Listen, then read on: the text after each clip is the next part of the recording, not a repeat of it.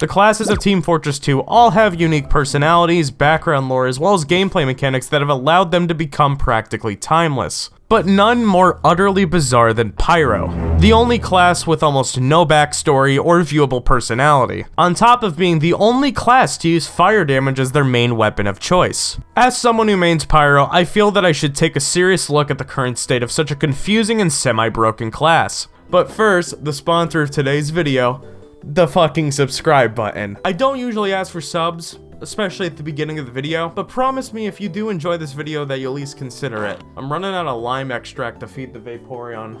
They're gonna die in 2 weeks. Anyways, on to the video.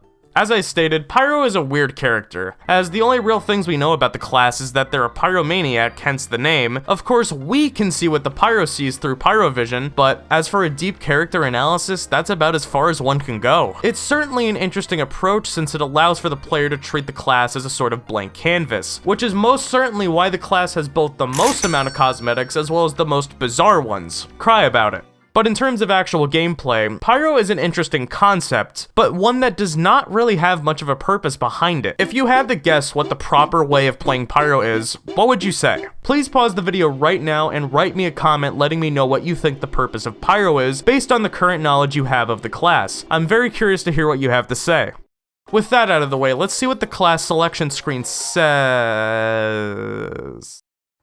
Well, burning enemies certainly is what you should do, but it's not really helpful in defining the purpose of Pyro. Moving our attention to the tips shown on the stats screen, there was at least an attempt made, giving tips on general things the class can do like reflecting sentry rockets, spy checking, and etc. But because of how scattered these tips are, they still fail at boiling down a basic purpose for Pyro. It almost seems that Pyro can fit as an offensive, defensive, as well as support class. But if we move our attention towards the community, Highlander gives Pyro a simple to understand role, which is mainly defense. From dealing with incoming spam as well as extinguishing teammates to many other defensive plays, Pyro's main job is to protect the team. This is mainly due to Pyro's weak damage output, which may come as a shock, but there are reasons for this that I'll get into later. Of course, this is just one of many playstyles for Pyro, but this is as close to an agreed upon role for Pyro as we're gonna get. You can of course stray away from this if you have a basic understanding of comboing or reflecting projectiles, as it allows the class to at least somewhat shine offensively. Personally, I try to run combo Pyro whenever possible, since I have the most fun when I pop flares, but if I need to play somewhat seriously, I do try to play defensively. But with what I've said so far, it's clear that Pyro can be run in various ways because the class has mechanics that allow for such gameplay, which is very interesting.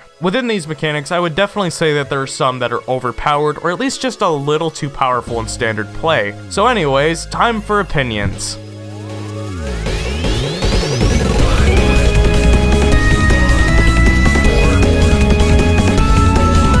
To start things off, I feel Airblast is in a rather odd spot right now, because in some ways I feel it's certainly an overpowered tool, but in others not so much. For example, the current hitbox used for projectiles as well as player knockback is surprisingly big, which I can to a degree understand given TF2 sometimes being weird about how it registers things, but even still, this is just big! On the other hand though is how players are knocked around with Airblast, which back in 2018 I thought was quite random, but is surprisingly tight if you understand what makes players go in certain directions. If you would like to hear more about how Airblast works in its current day form, check the video in the description below. But as for how I feel about the current state of Airblast, I believe it's honestly okay aside from the size of the hitbox, which alone should not cause a substantial change to Pyro anyway.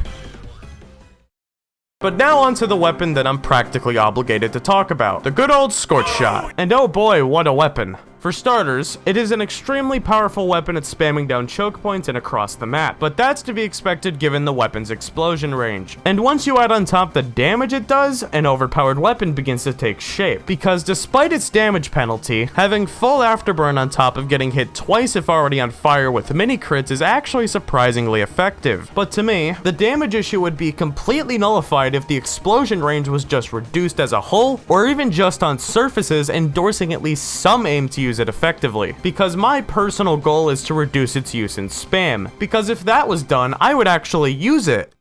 On a semi-related note, the Phlogistinator. It's one that I honestly believe is balanced properly in the hands of someone using it on its own. The lack of airblast functionality is a suitable downside for getting basically crit screg after dealing 300 damage, as it'll be much harder to defend yourself from projectile-based classes since you cannot reflect anything. But once we add the option of having flares, things change depending on what is used. Prime example yet again is the Scorch Shot. Given the opportunity for spam it has, it allows for you to build oomph much quicker just off of the afterburn it does towards an opposing crowd. As much as I would hate for a bad egg to ruin a fine weapon, I can certainly see a nerf being applied to the weapon that would make it take more damage to build off of secondaries. In terms of the other flares, you still need to try in order to build, so really just the Scorch Shot can be blamed. The Phlog itself doesn't need to be nerfed, just its balance when used with such a strong secondary. On to the weirdest case, the third degree. While the long-running joke exists that it's the only direct upgrade in TF2, its upsides are so situational and lackluster that it doesn't really work much better than stock anyway, and getting a fat random critting casual does not excuse that fact one bit. But if we really do want to think that this weapon should be nerfed, then maybe just a 10 to 15% damage penalty, but honestly, no one cares anyway.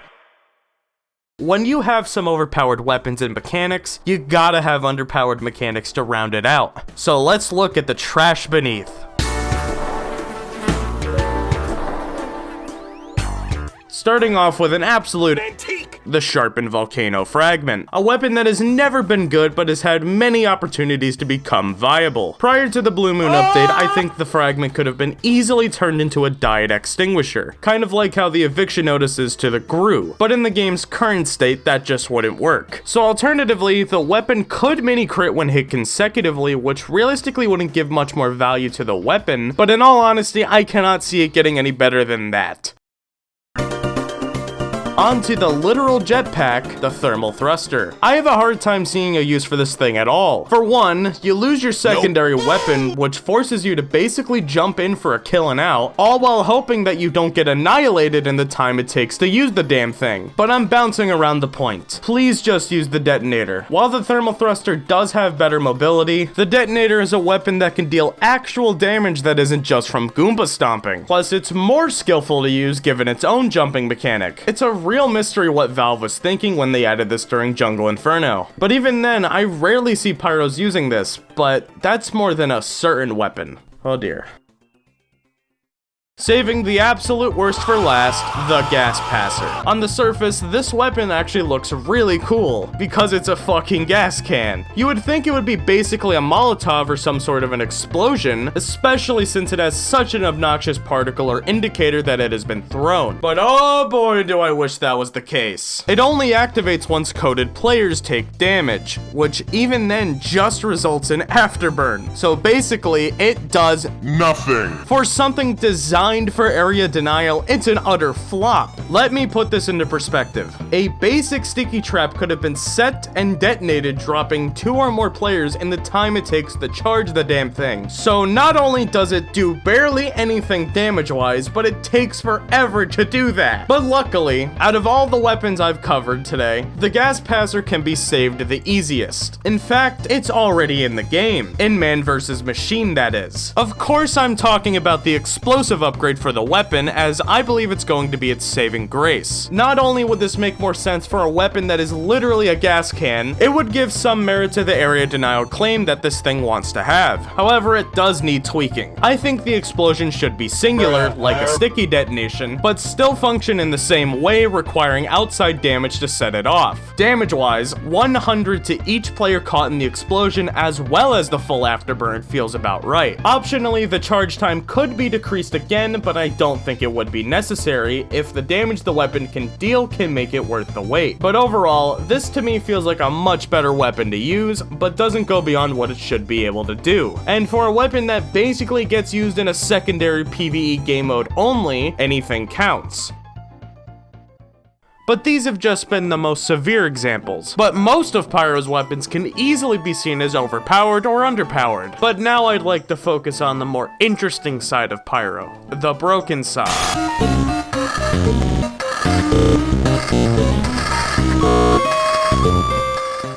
I'd like to focus this section on the most popular bugs and oversights that are still within TF2 at the time of uploading this video. If they have been removed, please check the comments as I will likely have noted that, but knowing Valve, I doubt it. For starters, I want to go further into detail regarding Airblast, since out of everything, it's the most broken part of Pyro.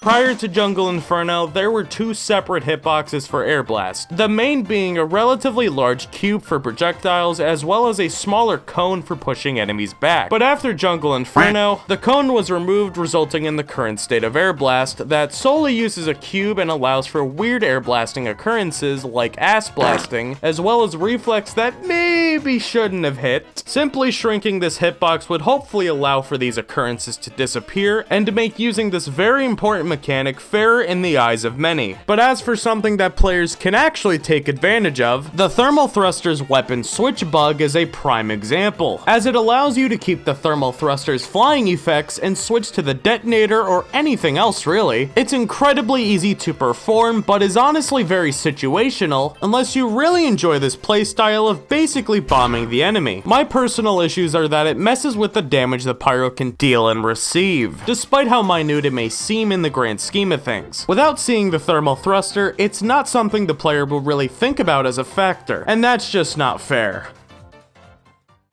Now for what I deem to be more TF2/source weirdness than Pyro weirdness. While using Phlog, you can actually cancel your taunt before it finishes, allowing you to briefly have Uber as well as crits. But we're talking like a second, so take that however you will. Flame particles are another thing people sometimes think are buggy, and I blame this on the visuals, which do not accurately display the particles. It doesn't help that they are momentum based, which results in a stray particle not being seen, but still hitting a target, which sucks to fight against. They just need to make stray particles more visible and it should be alright. Notice what I avoided. The Funny Airblast bug that makes it look like you're constantly airblasting. It's completely visual, so it's just a distraction and nothing I would value talking about aside from just this mention. But you know, these are all basically related to the core game of TF2. But what about MvM? I mean, I did bring it up earlier after all, so fuck it, here's my take.